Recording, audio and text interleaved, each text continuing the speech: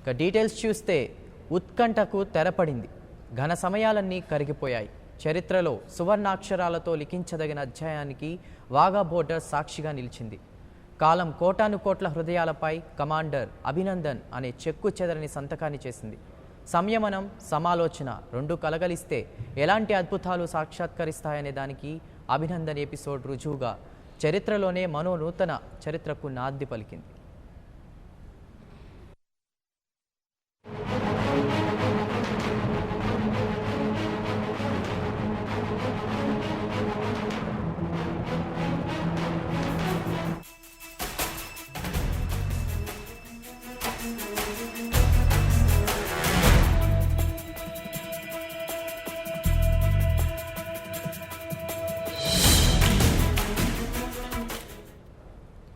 రాడని కొందరు, రాలేడని మరికొందరు, వస్తాడని కొందరు, కష్టమేనంటూ మరికొందరు, ఇలా ఎవరికి వారు పెట్టుకున్న అంచనాలతో కమాండర్ అభినందన్ విడుదల ఇప్పట్లో సాధ్యం కాదని అభిప్రాయం తిష్టవేసు కూర్చుంది.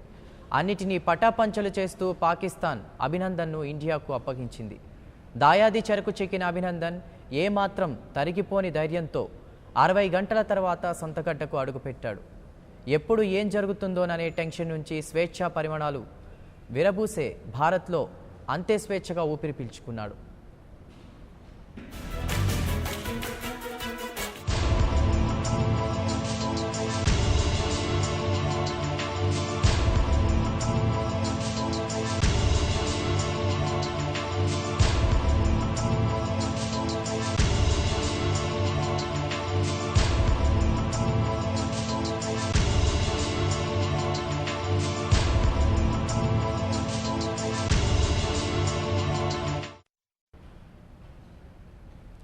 ఇంతవరకు ఓకే, కానీ వాఘా బోర్డర్ నుంచి భరతఖండంలోకి ప్రవేశించిన అభినందన్ తప్పకుండా మాట్లాడతాడు. బదులు తోచని ప్రశ్నలన్నిటికో క్లుప్తంగానైనా కుండబద్దలు కొడతాడని అందరూ అనుకున్నారు. కానీ ఆశలు ఆవిరయ్యాయి. కమాండర్ అభినందన్ మౌనాన్నే ఆశ్రయించాడు. ఎందుకు అభినందన్ నోరు విప్పలేదు?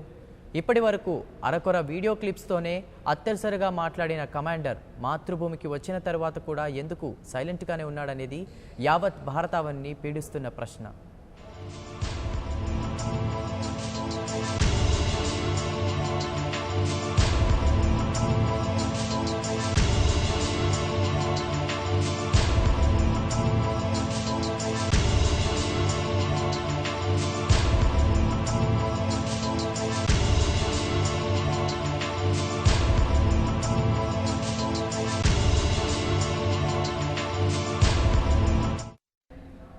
ఇందులో ఎలాంటి కుట్ర లేదు, మరెలాంటి వ్యూహమూ లేదు. కొన్ని నిబంధనలు, మరికొన్ని పరీక్షల కారణంగానే కమాండర్ అభినందన్ ఎలాంటి ప్రకటన చేయలేదు. ఇందులో ఎలాంటి దాపరికం లేదు. కానీ కొన్ని రక్షణ నిబంధనలు ఇక్కడ తప్పనిసరిగా పాటించాలి.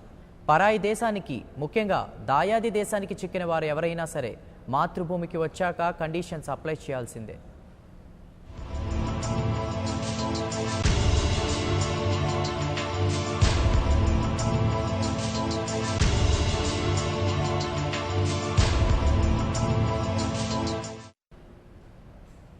ఆ నియమ నిబంధనలే ఇప్పుడు వింగ్ కమాండర్ అభినందన్ను కూడా వర్తిస్తాయి. నిన్న రాత్రే అభినందన్ను భారత వాయుసేన ఇంటెలిజెన్స్ యూనిట్ తమ ఆధీనంలోకి తీసుకుంది. నేడు అభినందన్కు కొన్ని వైద్య పరీక్షలు చేస్తారు. అతను శారీరకంగా ఎంత ఫిట్నెస్గా ఉన్నారో తెలుసుకుంటారు. శత్రుదేశం అభినందన్ దుస్తుల్లో కానీ, శరీర భాగాల్లో కానీ గూఢచర్యానికి సంబంధించిన బగ్లు, అలానే ఎలక్ట్రానిక్ పరికరాలు అమర్చారేమోనని కంప్లీట్ స్కానింగ్ నిర్వహిస్తారు. అభినందన్ బాడీ మొత్తం కంప్లీట్గా బగ్ స్కాన్ చేస్తారు.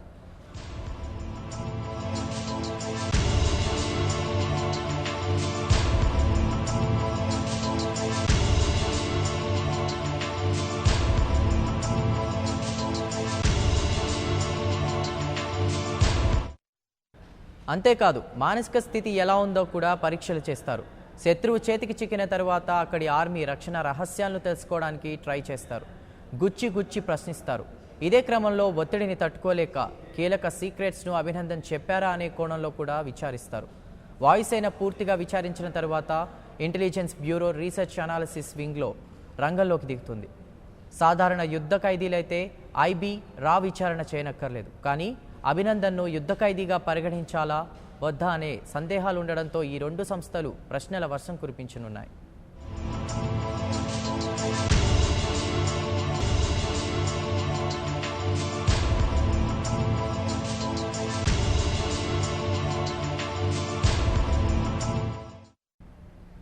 ఈ మొత్తం విచారణ పర్వంలో ఇండియన్ ఆర్మీ ఎయిర్ ఫోర్స్ విచారణ అత్యంత కీలకంగా ఉంది.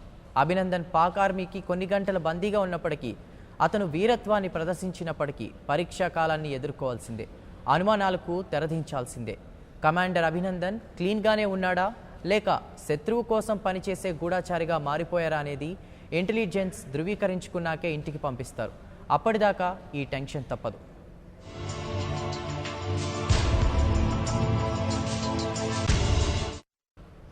కార్గిల్ యుద్ధం జరిగినప్పుడు పాక్కి చిక్కి భారత్కు తిరిగి వచ్చిన పైలట్ కె నచికేతన్ను కూడా ఇదే విధంగా విచారణ ఎదుర్కొన్నారు. 1965 యుద్ధ సమయంలో ఫీల్డ్ మార్షల్ కరియప్ప కుమారుడు కేసీ నందకరియప్ప బంధించిన తర్వాత ఆయన తిరిగి వచ్చాక ఇదే రీతిలో ఎంక్వైరీని ఎదుర్కొన్నారు.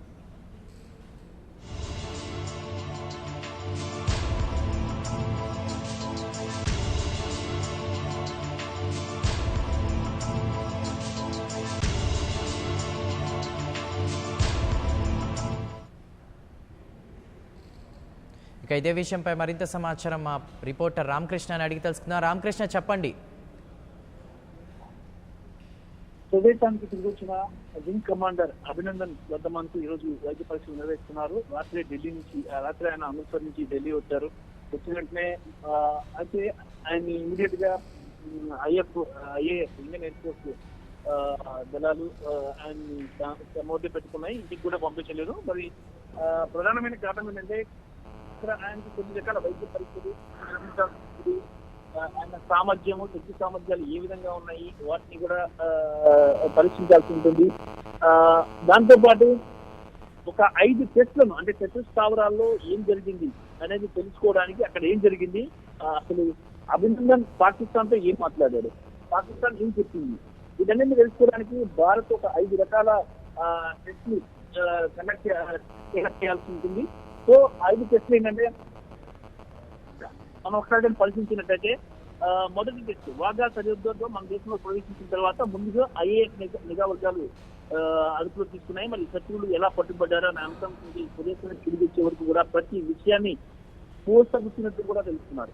ఫస్ట్ వన్ మొత్తం టోటల్ కూడా దీనిలో ఐబీ, రా, home ministry, defence ministry, IAF అధికారులు, అంటే ఇండియన్ ఎయిర్ ఫోర్స్ అధికారులు, Indian army, national air force, మొత్తం 3 వివిధ దళాలకు చెందిన అధికారులు, ఐబీ అధికారులు, రా అధికారులు కూడా ఉంటారు. రీసెర్చ్ అండ్ అనాలిసిస్ వీళ్ళంతా కూడా ఇతన్ని పరిశీలిస్తారు. ఏం మాట్లాడారు ఏంటనే ప్రాథమికంగా తెలుసుకుంటారు. అయితే అభినందన్ గౌరవానికి ఎలాంటి భంగం కలగకుండా ఎన్ని కూడా జరుగుతూ ఉంటాయి. రెండోది ఏంటంటే శారీరక సామర్థ్యం తెలుసుకోవడానికి కొన్ని రకాల వైద్య పరీక్షలు కూడా ఆర్మీ నిర్వహిస్తుంది. తర్వాత పాకిస్తాన్ సైన్యం ఏమైనా చిప్స్ ఆయన బాడీలో, అభినందన్ బాడీలో పెట్టి కీలక సమాచారాన్ని, భారతకు సంబంధించిన సమాచారం తెలుసుకోవడానికి ప్రయత్నించిందా అనే విషయాన్ని తెలుసుకోవడానికి ఒక టోటల్ బాడీని part to part, every part కూడా స్కానింగ్ జరుగుతూ ఉంది. ఆ స్కానింగ్ జరుగుతుంది. ఇది 4వ తీసుకుంటే సైకలాజికల్ పరిస్థితి నిర్వహిస్తారు. మరి ఇది ఔషధాలు ప్రయోగించి దేశ రహస్యాలు ఏమైనా బయటపడ్డారా, రాబట్టారా, వాళ్ళు ఇంటింటి జాతీయ భద్రతకు సంబంధించిన సున్నిత అంశాలను తెలుసుకున్నారా, అలాగే తదితర అంశాల విషయంలో వీటన్నిటిని తెలుసుకోవడానికి ఒక పరీక్ష ఉంటుంది. అంటే గతంలో లై డిటెక్టర్ ఆ టైప్లోనే ఈ అంశాలను కూడా సేకరించాల్సి ఉంటుంది. 5వది దేశ భద్రతకు సంబంధించిన నిఘా వర్గాలు, ఐబీ, అలాగే గూఢాచారి వర్గం, రీసెర్చ్ అండ్ అనాలిసిస్, వీళ్ళు కూడా పోస్టర్ గుచ్చినట్టు ప్రతిదీ కూడా ఆయన ప్రశ్నిస్తారు. మరి సాధారణంగా ఐబీ, ఇండియన్ ఎయిర్ ఫోర్స్ అంగీకరించారు ఎట్టి పరిస్థితుల్లో కూడా. అభినందన విషయంలో ఇది సాధారణ అంశం కాబట్టి అందుకు అంగీకరించే అవకాశం అయితే స్పష్టంగా తెలుస్తుంది. మరి ఏది ఏమైనా సరే ఈ రకాల పరీక్షలు అన్ని నిర్వహిస్తారు. ఇవన్నీ నిర్వహిస్తారు. కొన్ని రోజుల పాటు ఆయన ఫ్యామిలీ దగ్గర కూడా వెళ్ళడానికి వీల్లేదు, కలుసుకోవడానికి కూడా ఉండదు. జస్ట్ చూడటం మాత్రమే, ఎలాంటి మాటలు కూడా ఫ్యామిలీతో మాట్లాడడానికి వీలు ఉండదు. ఎందుకంటే దేశానికి సంబంధించిన భద్రత, ఈ భద్రతకు సంబంధించి కాంప్రమైజ్ అయ్యే అవకాశం ఉండదు. మన చట్టాలు అయితే ఇవన్నీ ఉన్నాయి కాబట్టి వాటికి అనుకూలంగా.